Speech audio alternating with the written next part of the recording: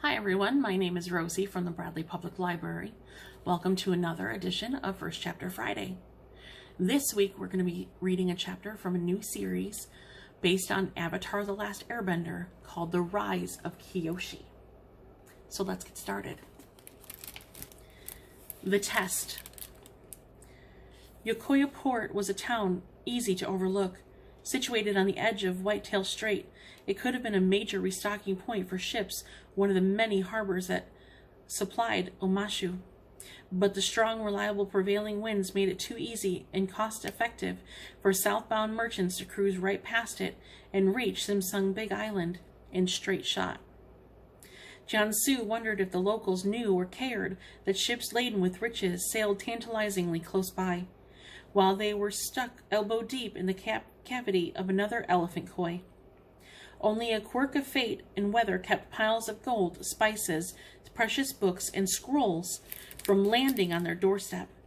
Instead, their lot was fish guts, a wealth of maws and gills. The landward side was even less promising. The soil of the peninsula grew thin and rocky as it extended farther into the sea. It had disturbed Jiansu to see crops, fields so meager and balding as he rode through the countryside into town for the first time. The farmland lacked the wild volcanic abundance of the Makapu Valley or the carefully ordered productivity of Ba Sing Se's outer ring, where growth bent to the exacting will of the king's planners. Here, a farmer would have to be grateful for whatever sustenance they could pull from the dirt. The settlement lay at an intersection of three different nations: earth, air, and water. Yet, none had ever laid much claim to it. The conflicts of the outside world had little impact on the daily life for the Yokonyans. To them, the ravages of the Yellow Neck uprising in the deep interior of the Earth Kingdom was a less interesting story than the wayward flying bison that had gotten loose from the air temple and knocked the thatching off a few roofs last week. Despite being seagoers, they probably couldn't name any of the dreaded pirate leaders carving up the eastern waters in open defiance of the Ba Sing Se Navy. All in all, Yokoya Port might as well not have been on the map, which meant, for Jiansu and Kelsang's desperate sacrifice little experiment, it was perfect. Jiansu trudged uphill in the wet, mucky snow, his neck prickled with the bundled straw cloak around his shoulders. He passed the wooden pillar that marked the spiritual center of the village without sparing it a glance. There was nothing on the sides or on the top. It was just a bare log driven upright into the ground of a circular courtyard. It wasn't carved with any decorations, which seemed lazy for a town where nearly every adult was a hard-working knowledge of carpentry. "There," the post grudgingly said to any nearby spirits. "Hope you're happy." Weathered houses lined the broad, eroded avenue, poking steeply into the air like spear points. His destination was the larger two-story meeting hall at the end. Kelsang had set up shop there yesterday, saying he needed as much floor space as possible for the test. He'd also claimed that the location enjoyed auspicious wind currents and using the very solemn and holy method of licking his finger and holding it up in the air. Whatever helped, Jiansu said a quick prayer to the guardian of the divine log as he pulled off his snow boots, laid them on the porch, and ducked through the door curtains. The interior of the hall was surprisingly large, with the far corners draped in shadow and thick planked walls from what must have been a truly massive tree. The air smelled of resin. 10 very long, very faded yellow cloths stretched across the worn floorboards. A row of toys lay on each one, evenly spaced like a seabed. A bison whistle, a wicker ball, a misshapen blob that might have been a stuffed turtle duck, a coiled whalebone spring, one of those flappy drums that make noise as you spin it back and forth between your palms. The toys looked as worn and beaten as the outside of the building. Kelsang knelt at the far end of the cloths. The airbender monk was busy placing more knickknacks with a carefulness and precision that rivaled an acupuncturist setting their needles. As if it mattered whether the miniature boat sailed east or west, he stayed on his hands and knees, shuffling the great bulk sideways, his billowing orange robes and wiry black beard hanging low they made another sweep across the floor that had already been scrubbed clean. "I didn't know there were so many toys," Jiansu said to his old friend. He spotted a large white marble that looked too close to the edge of the fabric, and, with a graceful extension of his wrist, levitated it with earthbending in front of Kelsang. It hovered like a fly waiting for his attention. Kelsang didn't look up as he plucked the marble out of the air and put it right back where it started. "There's thousands I'd ask you to help, but you wouldn't do it right." Jiansu's head hurt at the statement. At this point, they were well past doing it right.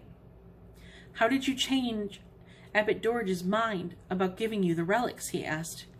"The same way you convinced Liu Bianfeng to let us administer the air nomad test in the Earth cycle," Kelsang said calmly as he recentered a wooden top. "I didn't." Like a certain friend of theirs from the Water Tribe always said, it was better to ask for forgiveness than wait for permission. As far as Jiansu was concerned, the time for waiting had long since passed. When Avatar Kuruk, the keeper of balance and peace in the world, the bridge between spirits and humans, passed away at the ripe old age of 33. 33. The only time Kuruk had ever been early for anything. It came the duty of his friends, his teachers, and the other prominent benders to find the new avatar, reincarnated into the next nation of the elemental cycle: earth, fire, air, water, and then earth again, in order as unchanging as the seasons, a process stretching back nearly 1,000 generations before Kuruk, and one that would hopefully continue for 1,000 more. Except this time it wasn't working. It had been 7 years since Kuruk's death, 7 years of fruitless searching. Jiansu had pored over every available record from the 4 nations, going back hundreds of years, and the hunt for the Avatar had never faltered like this in documented history. No one knew why, though revered elders traded guesses behind closed doors. The world was impure and had been abandoned by the spirits. The Earth Kingdom lacked cohesion. Or maybe it was the Water Tribe in the poles that needed to unify. The Airbenders had to come down from their mountains and get their hands dirty instead of preaching. The debates went on and on. Jiansu cared less about apparitioning blame and more about the fact that he and Kelsang had let down their friend again. The only serious decree of Kuruk's before he departed from the living was that his closest companions find the next avatar and do right by them. And so far they'd failed spectacularly. Right now, there should have been a happy, burbling 7-year-old Earth avatar in the care of their loving family, being watched over by a collection of the best, wisest benders of the world. A child in the midst of being prepared for the assumption of their duties at the age of 16. Instead, there was only a gaping void that grew more dangerous by the day. Jiansu and the other masters did their best to keep the missing avatar a secret, but it was no use.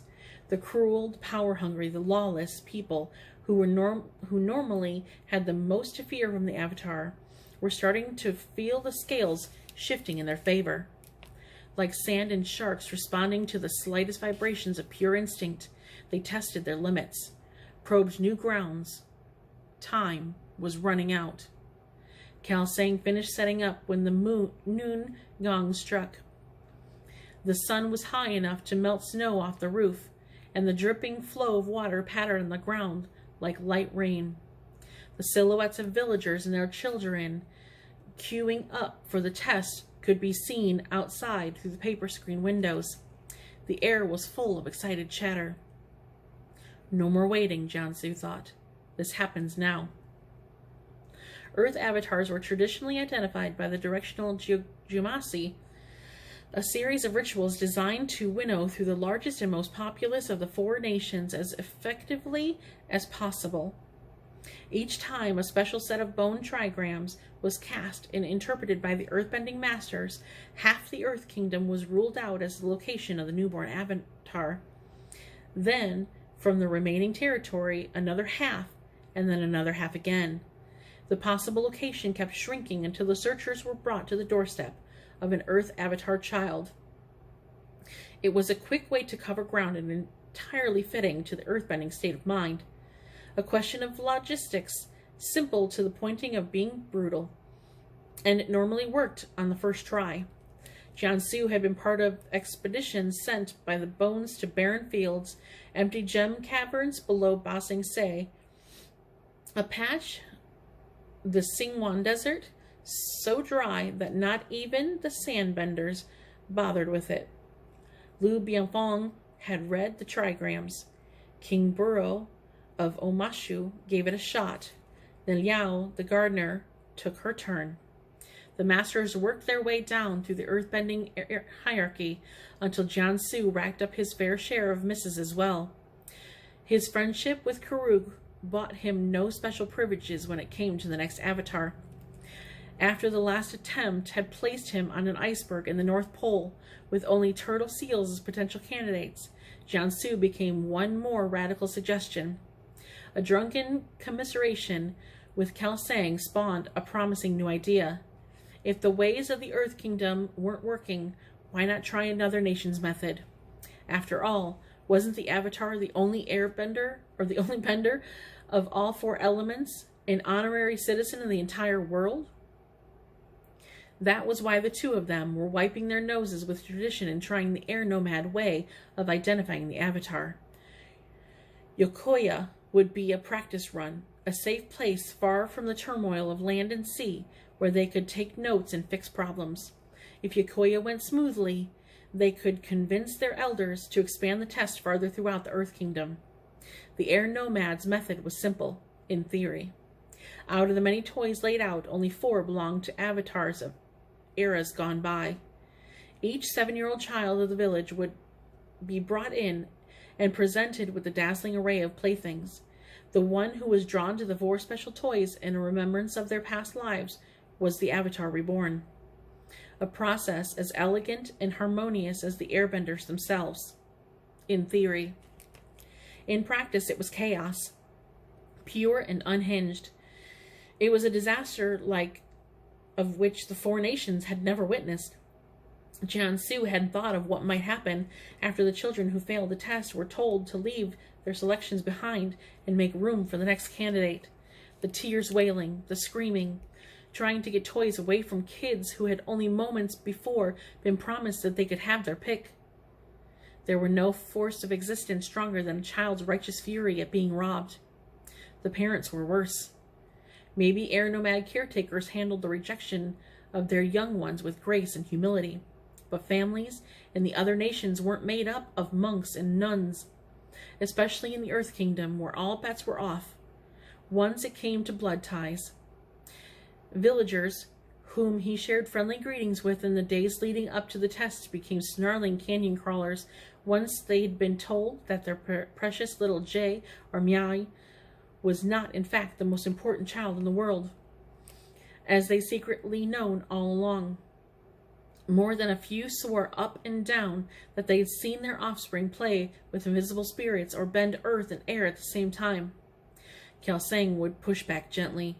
Are you sure your child wasn't earthbending nor a normal breeze? Are you sure the baby wasn't simply plaguing? Some couldn't take a hint, especially the village captain. As soon as they passed over her daughter, Aoma, or something, she'd given them a look of utter contempt and demanded to see a higher-ranking master. Sorry, lady, Jiansu thought after Kelsang spent nearly 10 minutes taking her down. We can't all be special. So if you'd like to hear more, you can check this out on Libby, or you can call us at the library and see if this is available. So don't forget, it's The Rise of Kyoshi, based on the Avatar, The Last Airbender. So go ahead and get that read because it sounds like a really good book. So we'll see you next time. Bye-bye.